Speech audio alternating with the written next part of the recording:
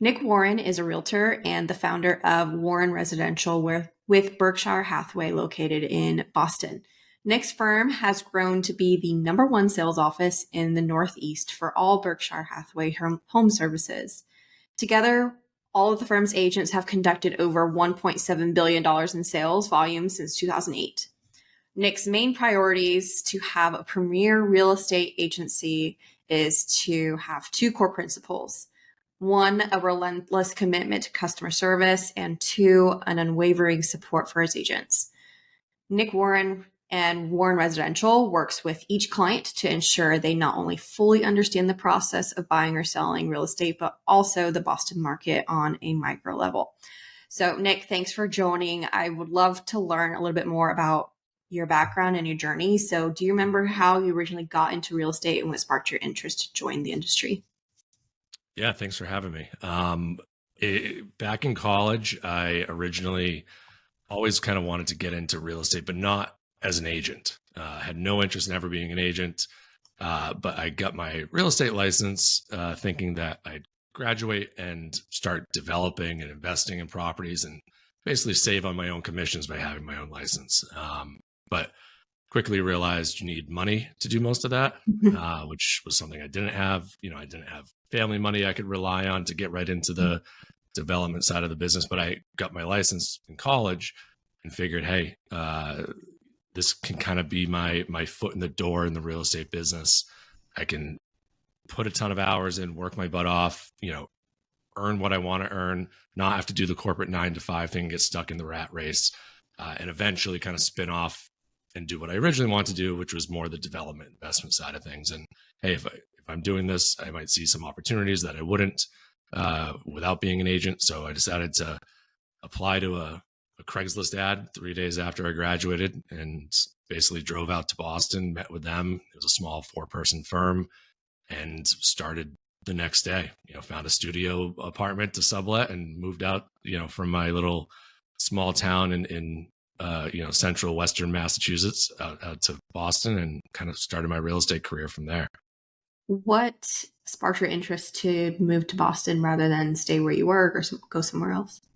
If you saw where I grew up, you'd probably understand it a little better. Small town with 3,000 people, one stoplight, kind of middle of nowhere. I always wanted to either go to New York or California. Ended up in Boston because I couldn't convince my girlfriend at the time, who's now my wife, to make the leap, to somewhere bigger like New York or California. So we kind of settled on Boston. So she got a job as a nurse at Mass General Hospital. And basically, I was able to kind of do my real estate thing wherever, and decided to take the leap and move out to Boston, which was, about an hour and a half away from where we grew up. Yeah. And then my follow-up to that is, a lot of people I talk to, they decide to start out initially as a solo agent. So what made you decide to join a team rather than go on your own by yourself? Sure. So I was a solo agent. The brokerage I joined was literally only 4 people. So it kind of operated as a team, and this was 2006 when I graduated. So it was kind of pre-team, being a thing. But if you look back at it, we were operating that way.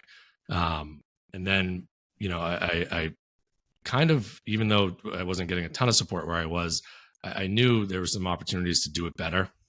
So as soon as I qualified to get my broker's license, about a year and a half later, I ended up taking the leap and basically diving headfirst into, running a real estate brokerage. I opened up an office out of a buddy's apartment right in Back Bay in Boston. And, when I opened the company, I was 23. So, I didn't have your traditional network to kind of fall back on and build a business the traditional way. The handful of buddies I had that moved to Boston after college were, there's 4 or 5 of them living in a 2-bedroom apartment. They're not going to be my ideal clients at the time. So I needed to find a way to generate business in a non-traditional way, at least back then. So I went all in on web leads. And this was before, Boomtown was a thing, before KB Core, all of these platforms that make it super easy to do it now. I basically had to take my 20 plus credit cards that I had from college, max them out, found a local development company that sort of specialized in real estate, but kind of built a platform relatively from scratch. Spent well over $100,000 doing it.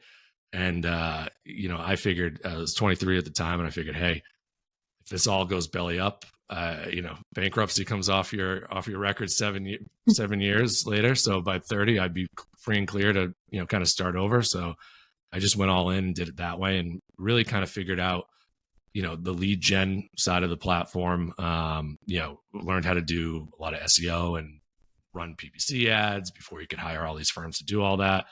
And did really well. I mean, we were generating back then, because of the lack of competition in that space, we were generating, I don't know, 25 to 50 leads a day in a lot of cases. And a lot of it was not PPC. It was a lot of organic, just because we were kind of one of the first to market with one of these kind of online IDX platforms. And basically my business plan was, I'm going to throw as many leads as I can at people. And, even if you're not a great agent, you're going to get enough at bats that you should get some hits and be able to stay in the business if you deserve to be. So, opened the office in the official office out of my buddy's apartment, moved out of there, late 2008, in September 2008, which I don't know if you were in the business then, but it's probably the worst possible timing to open a real estate office. Literally the great, financial crisis hit 2 weeks after I opened. But it still worked because we were producing enough leads that, even if the world was collapsing, we had enough opportunities to at least pay our bills and make the business run. And looking back, I kind of appreciate the fact that we opened at that time, because it made you run it like a true business. It wasn't opening up in a hot market where anybody with a license could make $250,000 a year. We had to make decisions that gave me an ROI. Otherwise I went out of business. So really focused on the web side of things, and, kind of grew that almost the way that a lot of people run a team now. I just started the brokerage and ran it that way without knowing any better. What inspired you to start your own brokerage rather than stay at the current firm you previously were at or join a different one?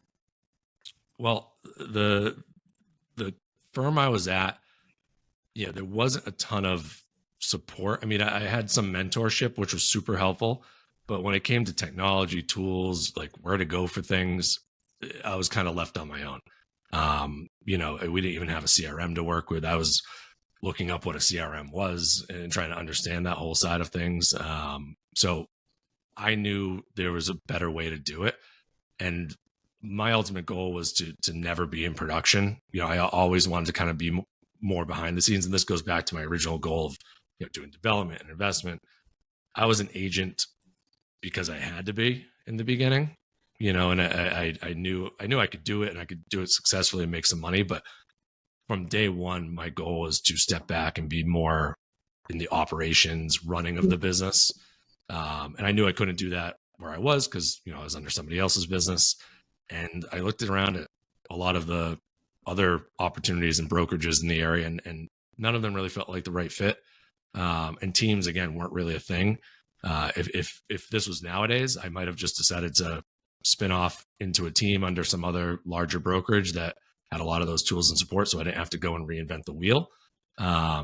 So, I think that's a huge opportunity for people now versus, what was that, 15, 16 years ago. But decided, at the time it was the right move and did my thing. Would you say that your brokerage, because at the time there was no such thing as team, would you consider yourself more of like a teamerage? That's the popular phrase. Definitely for the first, 5, 6, 7 years. About 90% of our GCI for those first 5, 6, 7 years was produced from company generated opportunities. So it was definitely more of like a teamerage. But, as some of these agents kind of grew up and grew their own business and really kind of started to learn how to hunt on their own, we had to provide other resources and tools and support. And, around 2014 was when Berkshire Hathaway reached out to me and said, hey, we just launched this real estate franchise brand. We bought Prudential Real Estate.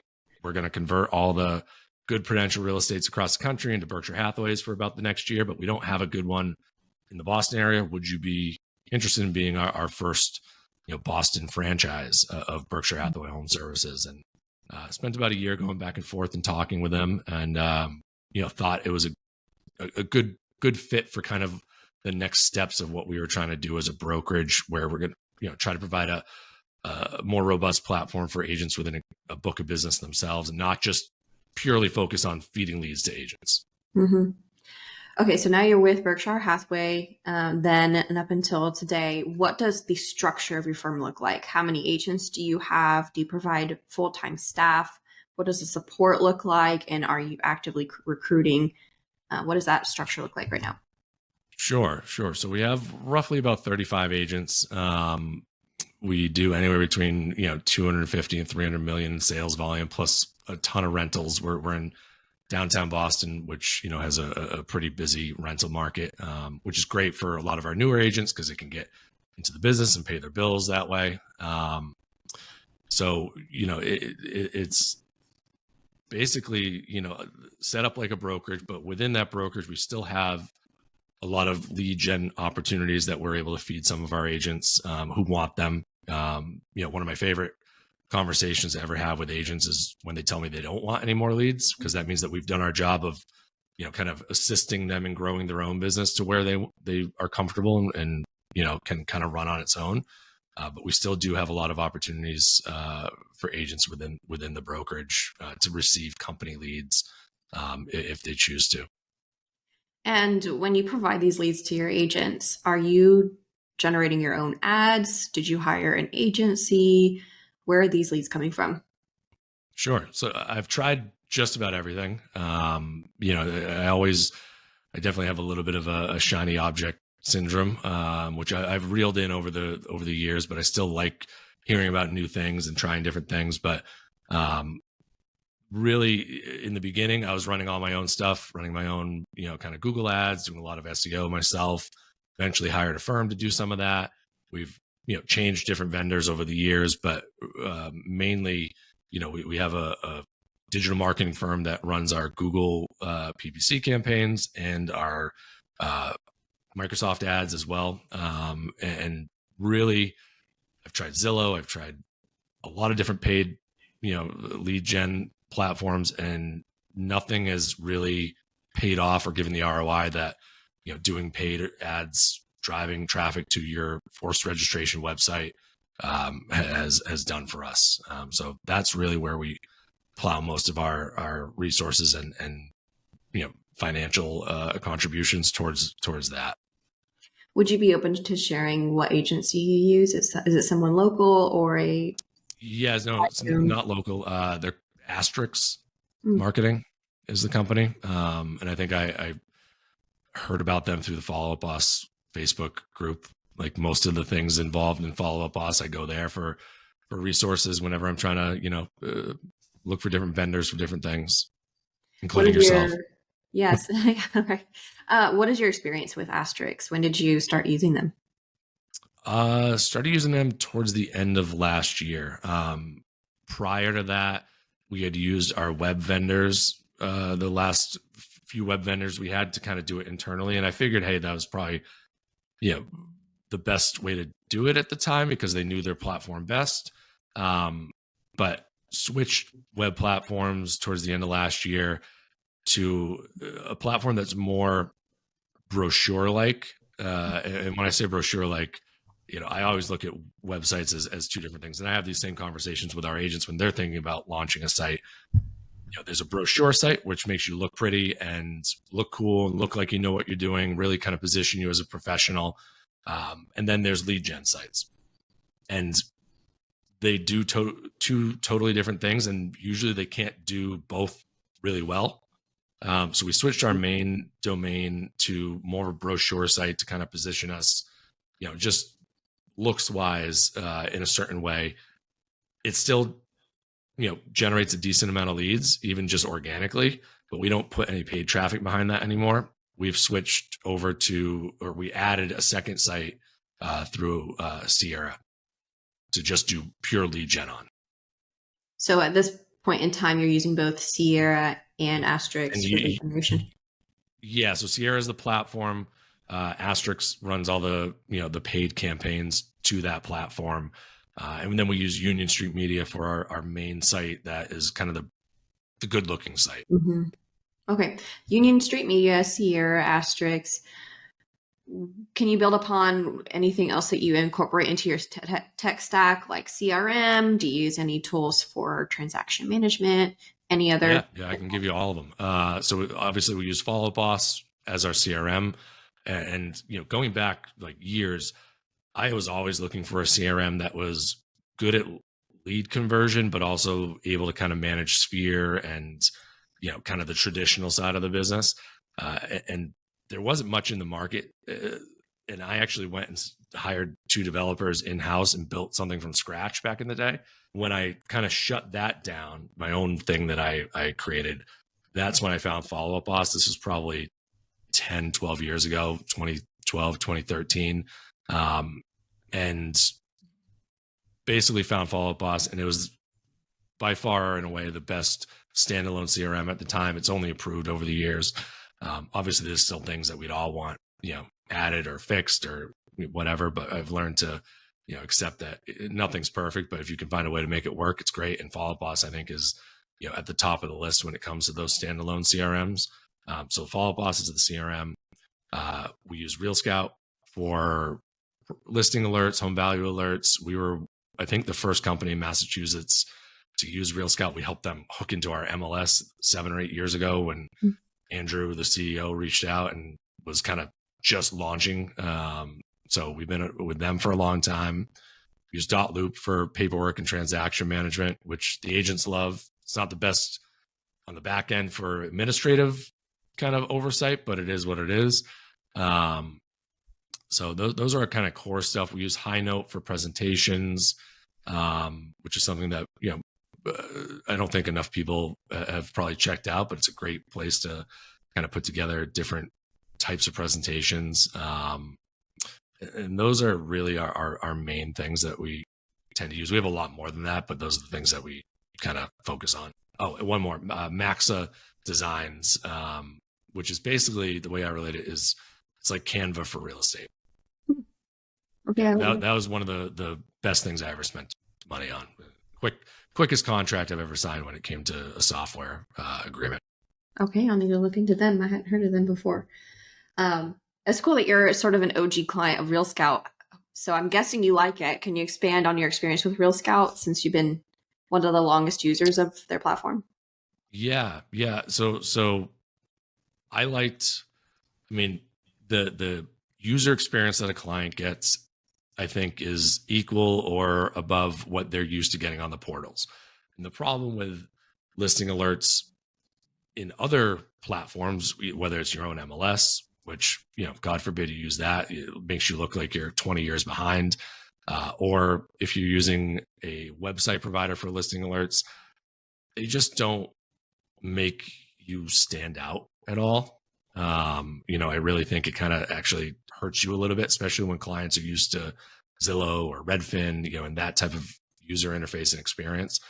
Real Scout was the closest thing to what the portals provided, but it provided it with our branding and our control.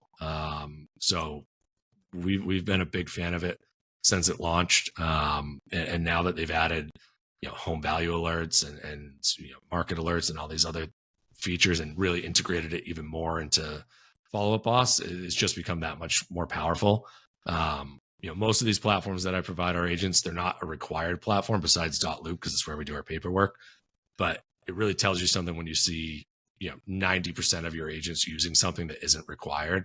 And I can say Real Scout and Follow Up Boss are definitely, in that percentile. That's great to hear. So when did you sign up for Follow Up Boss? Do you remember how long you've been using it? I think it was like 2011 or 2012. Wow. So you were in FUB. We had it. We had 1.0. Yeah. I don't know if that toggle is still available, but we had it for a long time on there where you could switch back to the old school one. Yeah. So fast forward several years. Can you remind me, because I don't remember, how did we originally get connected? I reached out or posted something on the Follow Up Boss, Facebook group, which again, I can't tell you how helpful that's been. and basically was asking, is there anybody out there that can help revamp this? It had been on my to-do list for a long time. And, when we franchised with Berkshire, I shifted gears, not completely away from lead gen and lead management, but we had to provide other tools and resources for clients or our agents with a big book of business and their own business. So I really kind of shift my focus a little bit towards that for a few years and kind of let Follow Up Boss get a little bit out of control. And I wanted to revamp it, and I wanted to pour a bunch of money into generating more leads and kind of build this internal team back up again. But before I was going to go invest a bunch of money in driving traffic and generating leads, I needed something that was going to capture them and that would be useful in the conversion and follow up and kind of accountability side of things. And that's what I ended up doing was I ended up posting in the Follow Up Boss forum and saying, hey, who does this stuff? And saw your name posted a bunch of times by a bunch of people and decided to reach out. So what did... It's been a year now, roughly. Yeah. Okay. So what did revamping look like when you worked with us? So, I mean, we had tons of leads in there. Obviously we've been using it for years. And it was a mess. My smart lists were a mess. The stages were out of control that we had, because I was trying to do it piecemeal here and there and come up with an idea and put it in and then not follow through on it. Some of the action plans that we had, either we weren't using or they were just like from years ago that I wrote. So, came to you guys hoping that you could fix all that. And, it was, I don't know, it took no time at all. I mean, I think it was literally a week or two from contacting you, signing the contract, giving you my login or giving you access to our thing and basically having you go through that revamp process. So it was as easy as I could possibly hope for, and really kind of brainless on my part. I just paid the bill and said, go do what you need to do. And then you let me know when it was done. And it was that easy. So you've been using this setup for about a year. What results have you seen over that year with the setup? Yeah, we've definitely seen our agents, because the beauty of the setup is, I was doing it for two reasons. One, if I'm going to spend money on driving traffic and generating leads, I don't want that money to go to waste. So for company leads, obviously we wanted it set up so that we could see an ROI on that. But the other thing is agents can now, use the system with their own leads or their own sphere relationships and still, get a benefit out of it, even if they're not getting company leads. So we've seen definitely an increase in, conversions of cold company leads to agents just digging, deals out of their network and their sphere that probably would have just fallen through the cracks if they didn't have a system to use. And I don't force agents to use any one CRM. I'm just happy if they use a CRM, and I'll take the time to learn whatever one they're on to kind of help assist them in whatever way I can. But almost all of them have switched off whatever of their own platforms and really gone full in on Follow Up Boss, because I think it just breaks it down into such a simple way. Your daily workflow of clearing off your smart lists. If you time block 30 to 60 minutes a day to do it, your proactive part of your job is done. You go in there, you clear out your list, and then you can move on to the craziness of the rest of your day. So it really just simplifies it. Yeah, for sure. So last question for you before I let you go. I'm going to put you on the spot, so it may take you a second to think about the answer to this one. It's a little bit off topic. I'd love to hear of one lesser known tip or strategy you've implemented in your firm's real estate business. It doesn't have to be specific to Follow Up Boss or even technology, just something that's had some type of impact in some way, whether it's helping your agents grow their own businesses, help with lead management, client retention and repeat business, or just overall sales and business growth. What's one strategy you can think of you've implemented? So, I mean, ultimately, this business breaks down to whoever talks to the most people wins. Like it's not rocket science, and I tell the agents all the time, like, agents hear about all these different cool things that other people are doing or social media or this or that. And, you know, ultimately, if you're not talking to enough people, you're not going to do the business. You know, and I found this out early on because you know, my personality type is much more analytical, operations, not really salesy. Mhm. So I got into the business and I dove into, you know, knowing everything about the market. You know, I knew every luxury building in Boston, what the average price per square foot was, you know, what sales recently happened. So I probably knew more than people who had been in the business 20, 30 years, but they were all still doing a hell of a lot more business than I was. And they might have been worse real estate agents, but they still were doing more business. And it all came down to the fact that they had more relationships and kept in touch with people at a higher clip than I was. So that was the mindset shift that really kind of like triggered something in me and made me realize, yeah, you want to be good at real estate. Like, don't get me wrong, don't try not to be. But if you don't have anybody to share that knowledge with and you're not talking to enough people, then you're going to go out of business. So it's literally make the calls. You know, I broke it down to, I created a spreadsheet for our agents where they type in, you know, how many transactions they want to do, and it breaks it down by how many conversations does that equal, and then it breaks it down literally 365 days in a row where they just have to mark off if they had a conversation, if they had an email, if they had a text with somebody, and they put in enough of those for that day, it turned green. So it was this simple scoreboard tracking thing, and it just made it broke it down to such a simplistic thing of you need to just talk to people. And that one spreadsheet was probably one of the most effective tools that we've ever put in place. Now, obviously, we can, with the Follow Up Boss being used more, we can use a lot of their tracking stuff to kind of make, you know, to hold our agents accountable to what their goals are. But it's literally just picking up the phone and calling people and maintaining relationships.